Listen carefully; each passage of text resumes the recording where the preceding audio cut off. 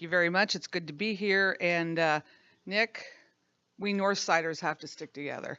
There's way too many Southsiders in this group. We got to get more Northsiders to join. Absolutely. Well, I'm here. We'll still let you come to the south side and visit. Well, I do like to come to the South Side and visit. I will say that.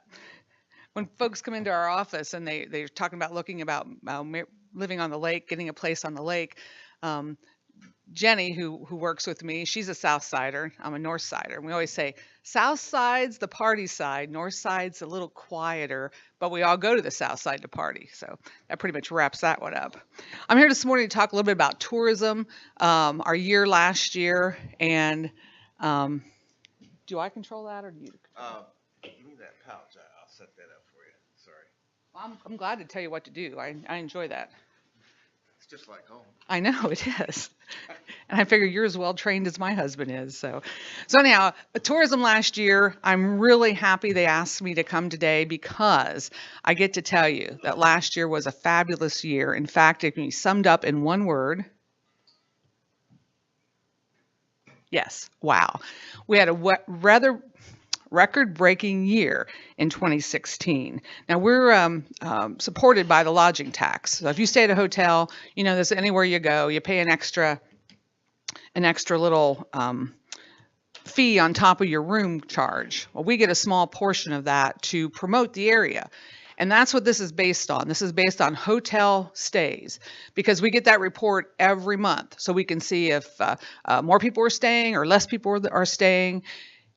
We assume it sort of covers all of tourism. So if the hotels or stays are up, probably the campground's up as well and the day trips. If it's down, probably tourism in general is down. But these are actually only numbers from hotels because that's what we get every month to share. I'm pleased to say it was a record-breaking year and it was up 22% over 2015. Now that's huge. That is huge numbers. The numbers you see up there are the lodging tax we collect. We've never gotten over $200,000 in a year before, and we hit 206,000. If you go back to 2008, that was the year before the first posting on the lake. I think you can see how the income went down for the next couple years, all due to the algae. I mean, bottom line, when that algae hit, people just didn't come. And I'm not telling you anything you don't know, but we're really happy to see that it has come back up since the very first postings. The lake is looking better. We're getting more tournaments. It's just really improving. I say that, but a lot of it is also we've had some new hotels over on the east side, over in Wapakoneta. So if you look at actually lake related, it's up 8%. But 8% is not a bad return. I think most folks would be pretty happy to get an 8% return. That's over 2015. And so it's not quite as good as the overall picture, but it definitely is going up. And we're real pleased about that. So what do those folks contribute to our area? The people in the hotels? Well, as you can see, they contributed about $70 million. And people are like, really? Yes. Folks don't think of tourism as an industry, but it is. If you travel, and my husband's very frugal, but I'm not. When you travel, you spend a lot of money. You spend it, you get a bottle of wine, you buy something here or there. Oh, there's a psychology to it. We're on vacation. Let's do this. Let's do things you would never do when you're home, things you would never buy when you're here.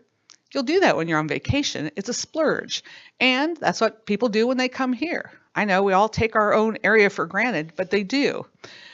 We do group tours. Well, I get as a step-on guide for bus tours. And I remember having a senior tour, and we stopped at knee camps. And there was a gentleman there, and he was fairly elderly. And we stopped at knee camps, and they have these Amish goods, canned goods and things. And he picked up this little jar of gooseberry jam. And he said, my mom used to make gooseberry jam.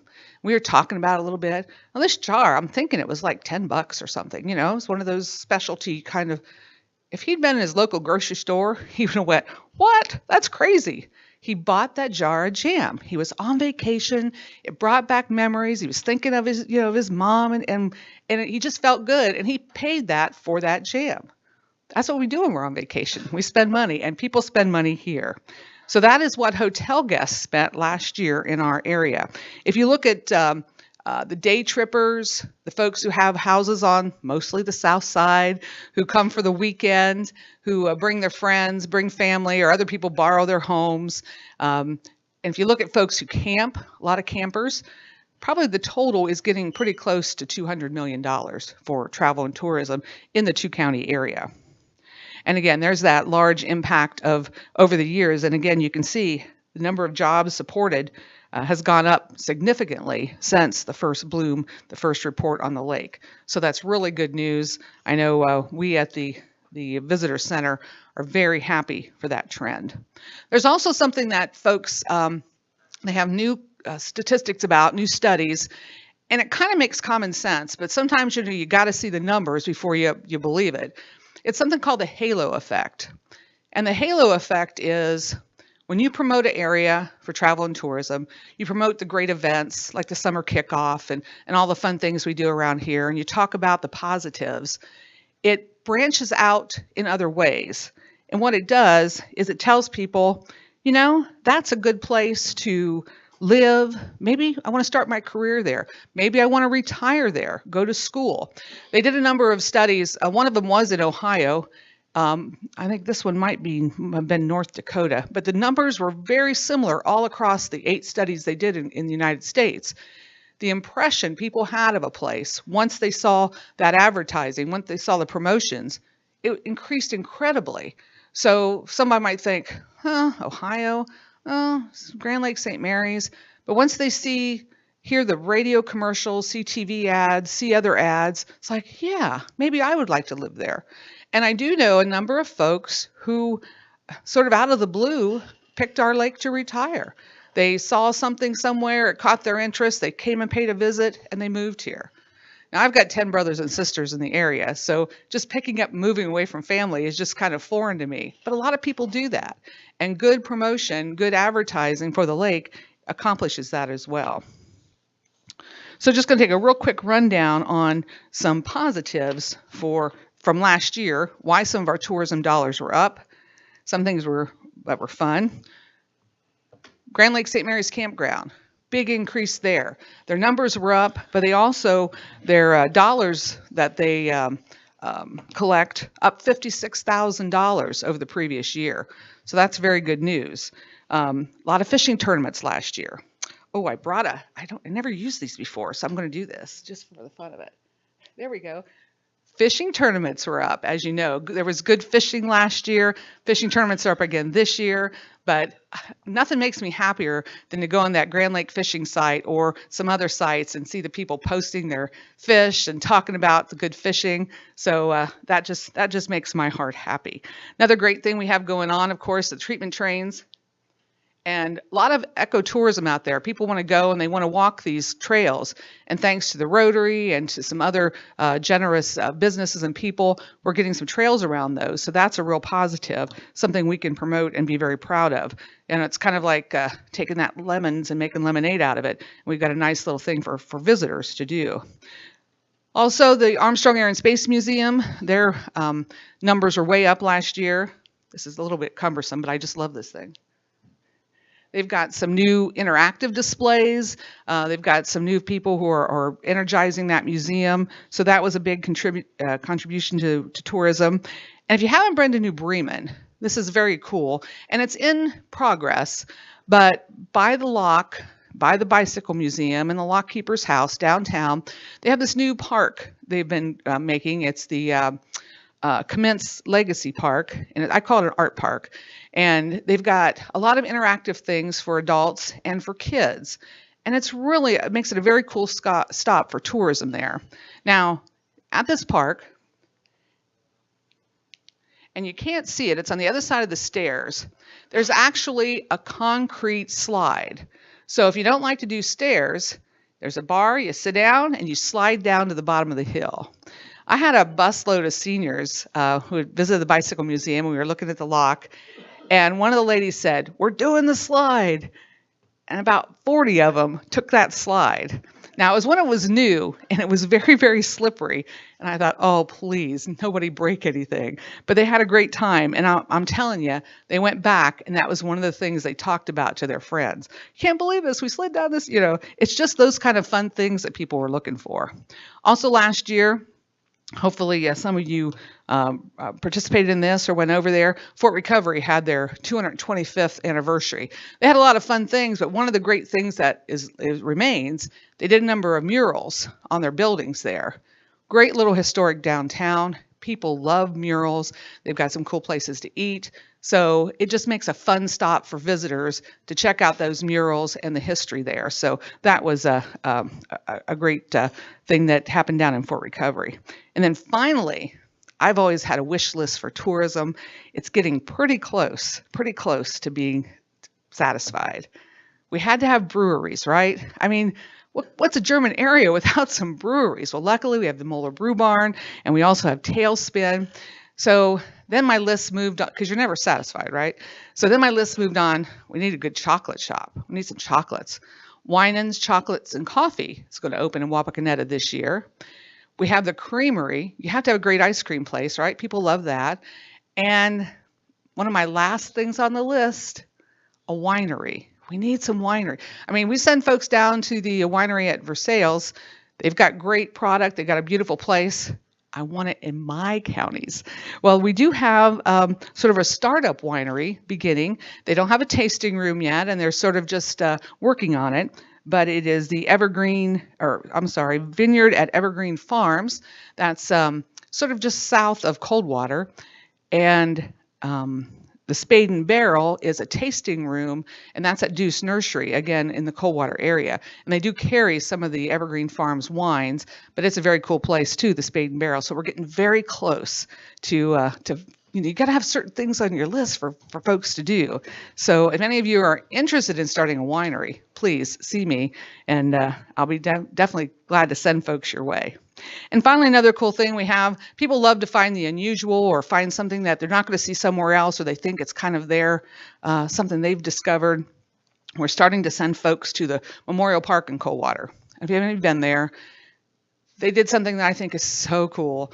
They had these trees that were dead, and instead of cutting them down, sorry, state park folks, instead of cutting all those trees down, they got a bunch of donations, and they had this professional carver statue guy come in, and they have a park with about 6 or 8 of these really, really beautiful statues carved from in fact, you can see the trunk where he begins. They have a salute to all the branches of the military. I don't have them on there. And most of those are probably 8-10 foot high. It's kind of hard to see by the pictures. They've got a large St. Francis statue with animals. They've got a baseball bat and a cat. I mean, it's just a cool place to walk. And they're all over this park. So you walk and you discover. We're trying to figure out how to promote this perhaps to veterans groups. You know, bring your dad, bring your grandpa, whatever branch of service he was, come down to Coldwater. Also, folks who like to go on sickle rides, go to a destination with their motorcycles. We think that would be a cool part to go to. But if you haven't seen that, check it out. That's something we've been promoting, but we haven't gotten it fully integrated yet. But it's something you really should see. So quickly, some positives in 2017. By the way, I was sitting with Kevin Sandler, and many of you probably don't know, I'm an old radio gal, and I had told Mark Peening, I said, you know, I can do 3 hours without taking a breath from my old radio days. And he said, you go right ahead. We're cutting you off in about 5 minutes. So I know. Fishing tournaments. I mean, we had them last year. We've got them back. There's another one out there today. Last weekend was very busy. Of course, the weather wasn't great, but those are really a positive for this lake to bringing folks back. We like to think they come here, they catch some great fish, and they tell their friends, and that you know, kind of includes the cycle. But hopefully today we'll do that. I'm not sure last weekend was a great weekend for fishing. Coming up, of course, the Bryson Park District in Salina. So much opportunity there. They're still finalizing some things, but we see that as being huge in the future for tourists and bringing folks in. It's going to be big. It's going to be big for the lake. It's going to be big just for in general in tourism. We're excited about that. Something different coming, and it may never come back, It's the only stop in Ohio this year, and it's called the Great Race. It's coming to downtown Wapakoneta for a lunch visit. They'll be there about an hour and a half, 2 hours. 120 of these vintage cars. They have to be 1972 or older vintage. Last year, the winner was a 1916 Indy Racer because they get more points the older the car is. But they are driving these cars from Florida up to Michigan. But they're coming to Wapak for a couple of hours. So folks are invited to come in. What these guys do, they pull in, they grab a quick lunch, and then they hang around their car, and they love to show it to people and talk to them about the race and about their vehicles. And it's just going to be a really fun atmosphere. Only stop in Ohio, right in our backyard. If you're free on that Wednesday, come on down to downtown Wapakoneta. So that's gonna be a fun event. We're looking forward to that. We're promoting that one like crazy too. And finally, talk about the South Side. But there's a lot of fun all over the lake. It's kind of hard to keep track of sometimes. It really is. There's so many things. What band is where? Who's doing what events? On our website, in fact, it went live this week. It's a summer spotlight. You'll see that icon. And Jenny works almost 24 hours a day, especially the first couple of weeks, to get the events on that site. And she keeps putting them on and putting them on. So if you have friends come in, or if you are looking for something to do, click on our website, check out, see what's going on at the different restaurants, bars, dives, other events around the lake. A lot of fun stuff goes on out there. Hopefully we have it all captured in one place so you don't miss a thing on Grand Lake St. Mary's this year. Of course, our website also has lots of other information, but that one in particular is just for the lake and what's happening and what's going on. So we hope you make use of that, and we hope it's helpful for you. Well, finally, before I close, I just want to say it's so important. Try to be positive. Be great for visitors. Be helpful.